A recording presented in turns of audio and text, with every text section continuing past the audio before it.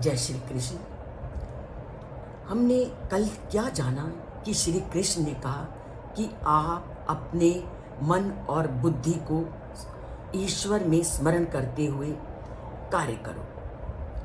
पर सबके ज्ञाता श्री कृष्ण को लगा कि अर्जुन अभी कहेगा कि ये संभव नहीं, क्योंकि मन बहुत चंचल है। तो इसी स्थिति को जानते ही श्री कृष्ण ने उसको अपने आप ही उसकी स्थिति का निवारण करते हुए कहा, अभ्यास योग युक्तेन चेतसा न अन्य गामिना परमं पुरुषम दिव्यम याति पार्थ अनुचिंतयन।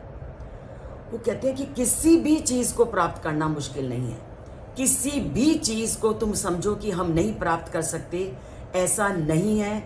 अगर व्यक्ति किसी भी चीज में अभ्यास करता है, अभ्यास से अगर वो विचलित मन को उस परमात्मा में लगाता है, तो उस परमात्मा में लगाने से वह धीरे धीरे अपने आप बुराइयों के रास्ते से हटकर अपनी चंचलता को छोड़कर उस ईश्वर का स्मरण करने लगता है।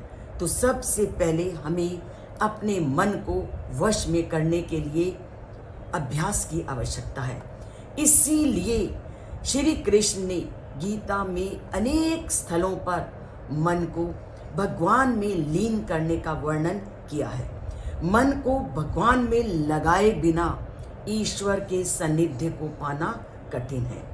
भगवान को पाने के लिए मन को भगवान के चरणों में लगाने का निरंतर अभ्यास करना आवश्यक है। मन भगवान की जब साधना में लीन करना शुरू कर दोगे, तभी आप भगवान के सानिध्य को प्राप्त कर पाओगे। मन में भगवान का प्रतिपल स्मरण करना ही उसके प्रति एक कदम उठाना है। हर काम हर समय उसका नाम लेते हुए अपने कार्य में लगो, तो धीरे धीरे आपको अभ्यास की आदत पड़ जाएगी। और जब हम एक बार उस भगवान के नाम लेते हुए कर्म करना आरंभ करते हैं, तो आप थोड़े दिनों के बाद स्वयं ही देखोगे कि आप चाहे कुर्सी से उठ रहे हो या बैठ रहे हो या कुछ काम कर रहे हो, आपके मन में अपने आप उस ईश्वर के नाम आपकी जिह्वा पर आना आरंभ हो जाएगा।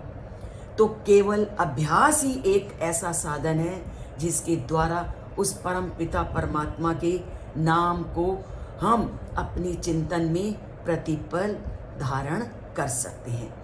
और एक बार आप ऐसा आरंभ कर दोगे, तो वह आप उसके सानिध्य को प्राप्त करने में सफल हो जाओगे। तो यह श्लोक हमें क्या संदेश देता है कि मन को भगवान में लीन तो करो, तो फिर देखो उसका कमाल, क्योंकि भक्त के वश में है भगवान। तो आज से हम प्रतिपल बोलेंगे जय श्री कृष्ण, या जिस भी देवता को आप अपनी जिह्वा पर बिठाना चाहते हो उसका नाम लीजिए और काम को आरंभ कीजिए। जय श्री कृष्ण।